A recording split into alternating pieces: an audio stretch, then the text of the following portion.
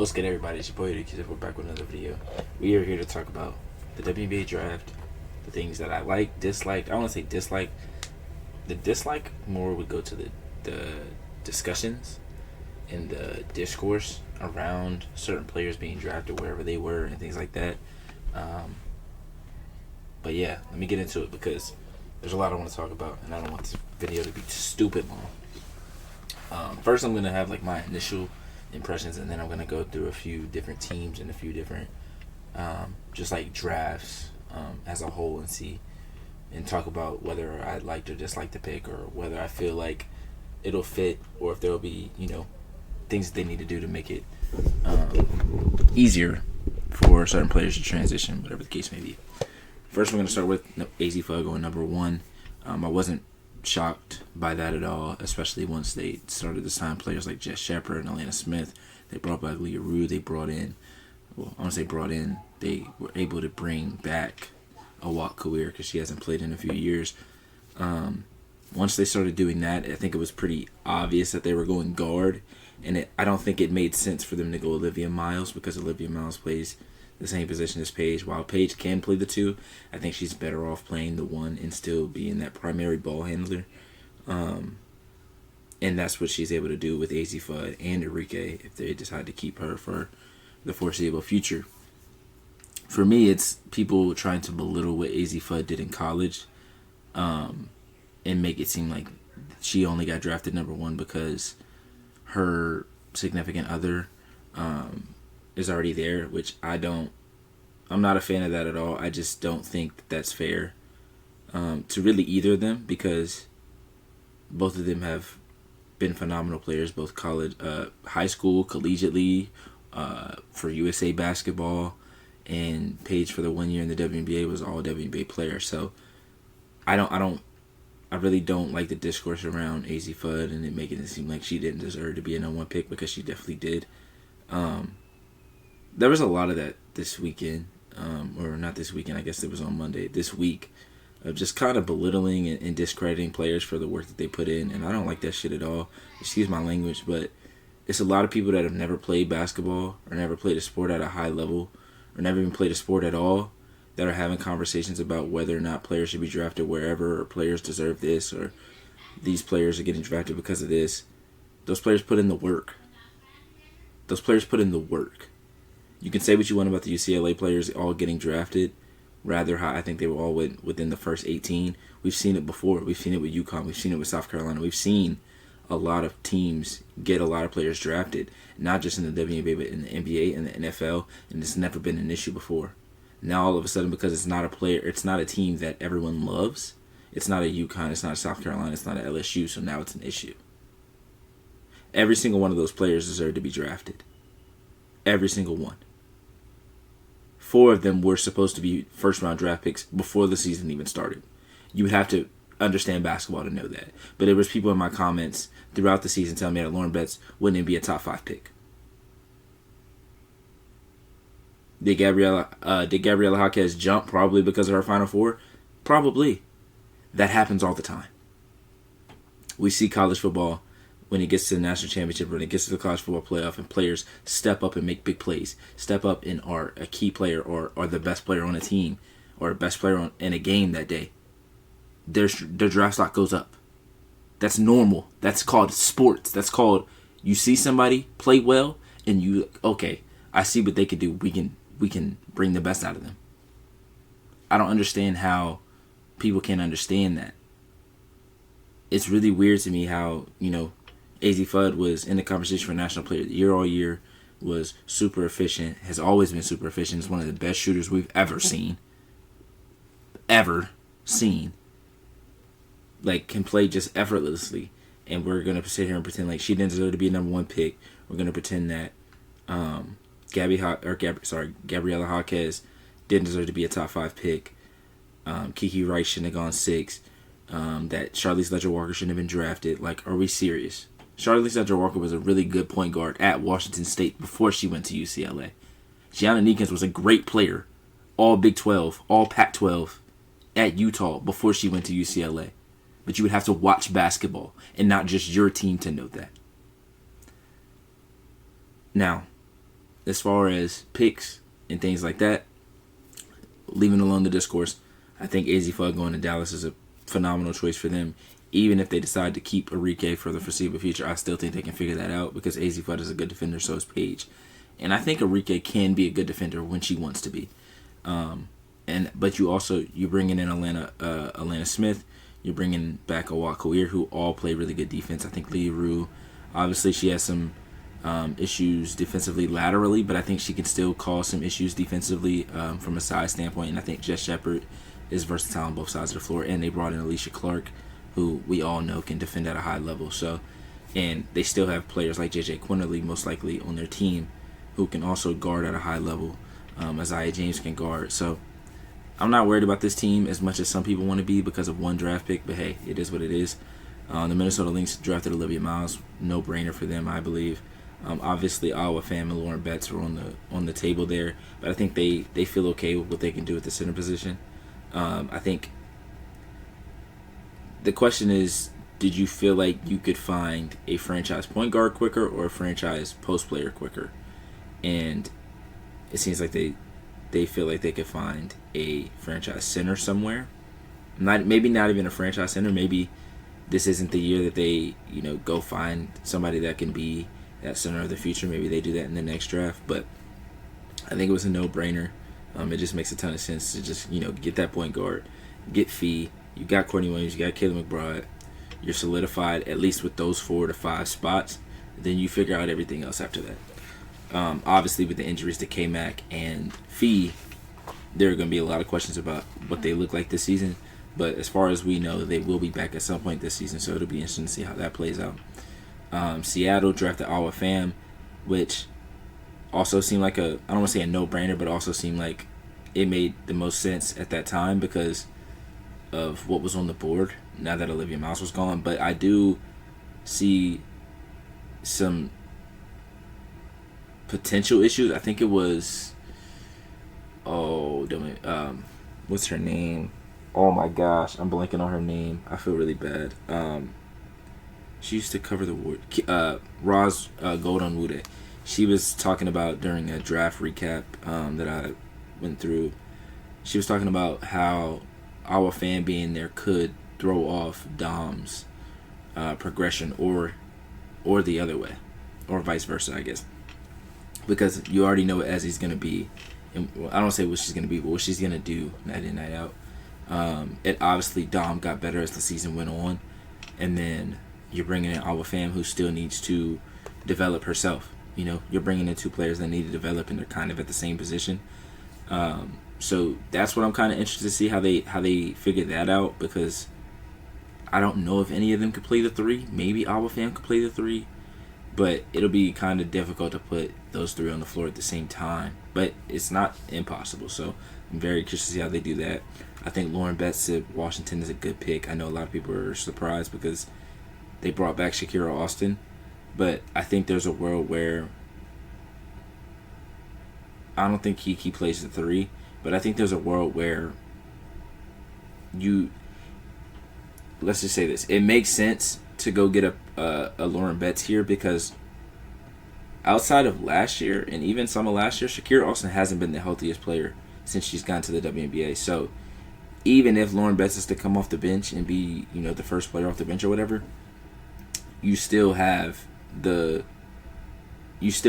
in the back pocket just in case. Like if Shakira Austin is to get hurt, you have a Lauren Betts.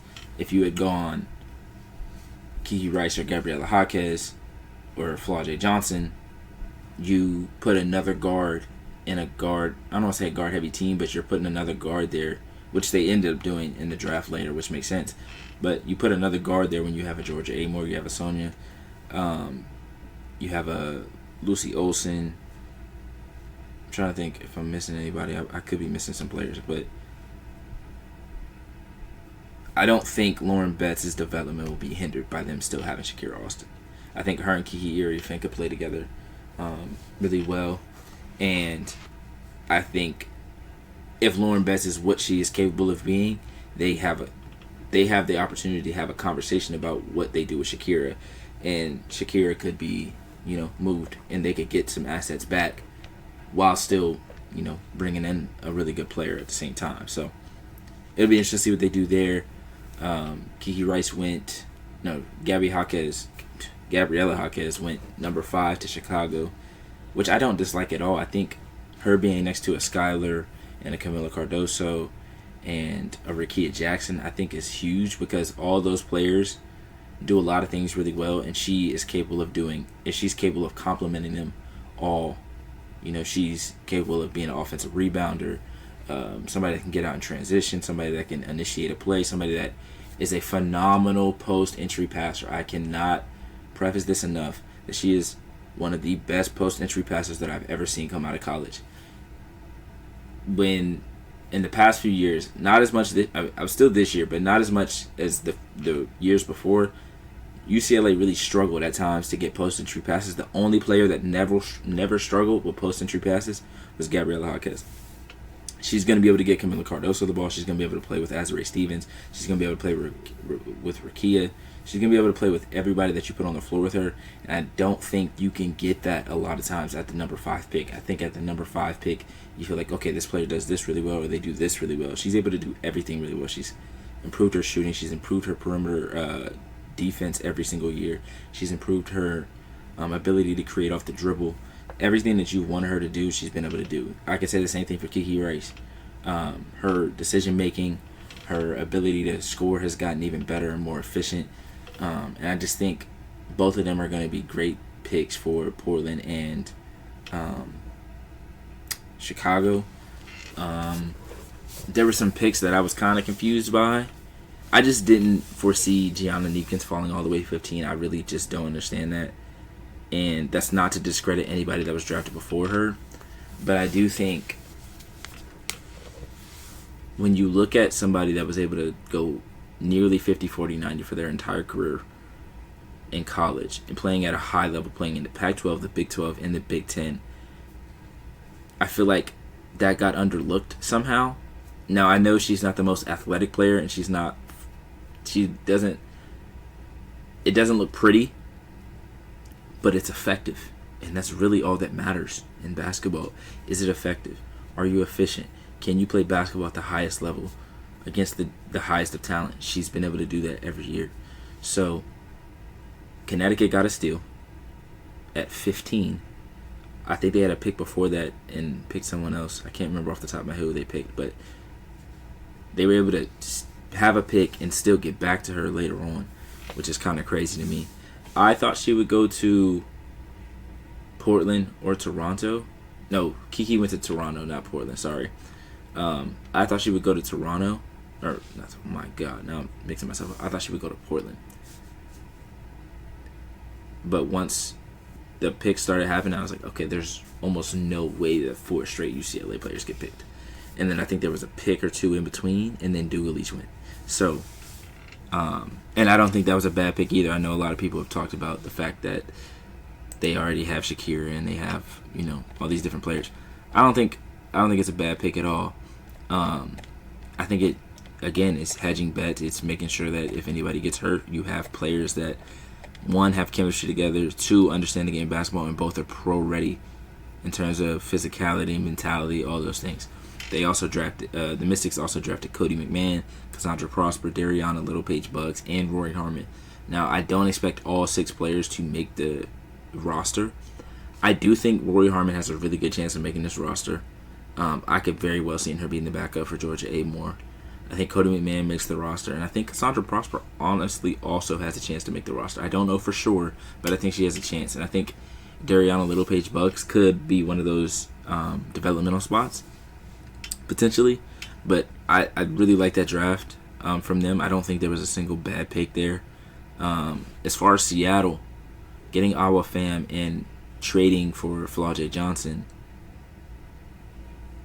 it's a great start to your rebuild, or a great continuation onto your rebuild. Well, no, start, because last year they were in the playoffs. The Tan Amir pick kind of surprised me a little bit, but I don't hate it. I think she has the ability to be a really good score-first guard, and also is done a really good job over the last couple of years of becoming a really good playmaker. So I'm curious to see what she looks like, because the last couple of years she's played with Ashlyn Jackson, and both of them have kind of shared the role. So it'll be interesting to see what she does when it's just, I don't want to say just her, but when she's at the forefront. Grace Van Sluten was the 39th pick. I don't know if she'll make the team. I think Grace Van Sluten is a really good player. I think she could be somebody that ends up as a developmental player as well. And they're a team that doesn't, they don't plan on winning, so it's not like they need her to be ready right away. We talked about Olivia Miles. We talked about the Fever. There was a lot of conversation about this. Raven Johnson was selected with the 10th pick to Indiana. I think it's a super smart pick. I think if you want to go get a point guard and Olivia Miles was already off the board, there was no other question rather than Raven Johnson. Well, I guess Kiki Rice counts as a point guard too.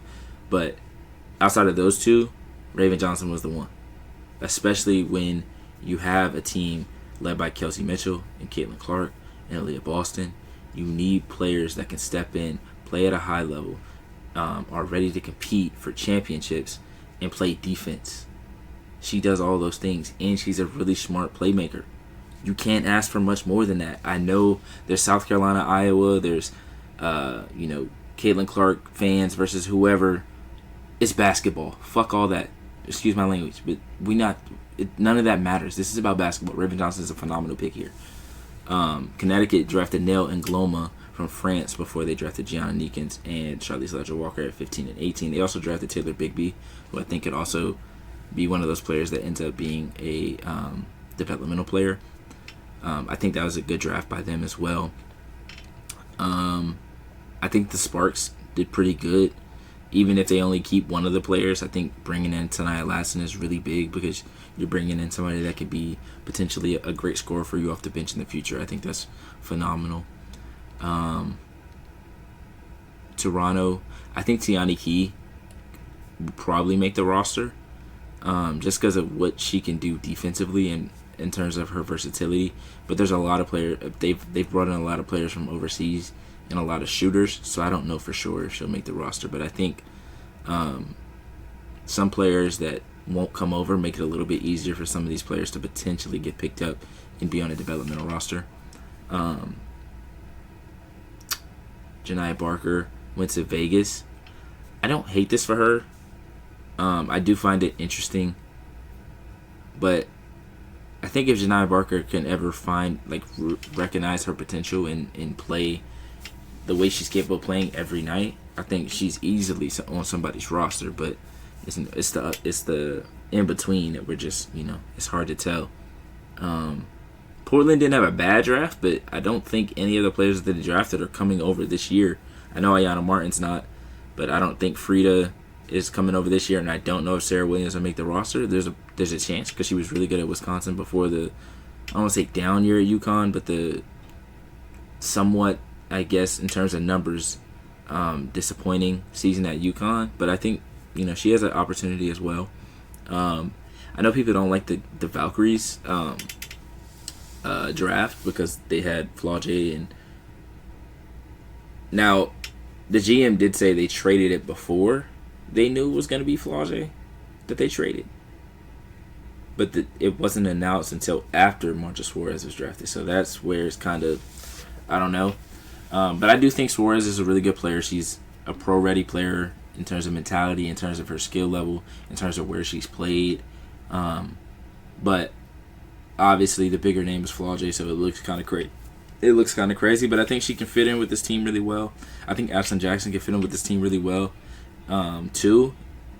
She's very similar to Veronica Burton, in my opinion. So if she can, learn from her and take some things, I think that's a phenomenal pickup. And then some teams didn't really draft anybody, or they drafted players that wouldn't come over for a few years. But yeah, I just think some of these conversations that have happened with the draft and with these young college players are now WNBA players, it's just really weird. I'm just not a fan. Like if you disagree with some things, you disagree.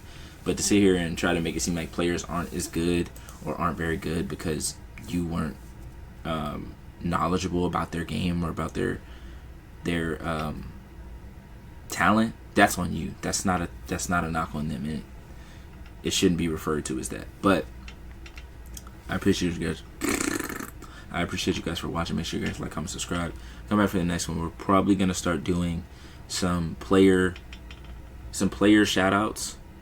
What's the word? Some Q-Tips Corner player led or player centric videos, but we're also going to do some team previews. We're going to do a team preview for every team in the WNBA this year, as we lead in to the season starting on May 8th. So be on the lookout for those as well. We got a lot of WNBA content coming.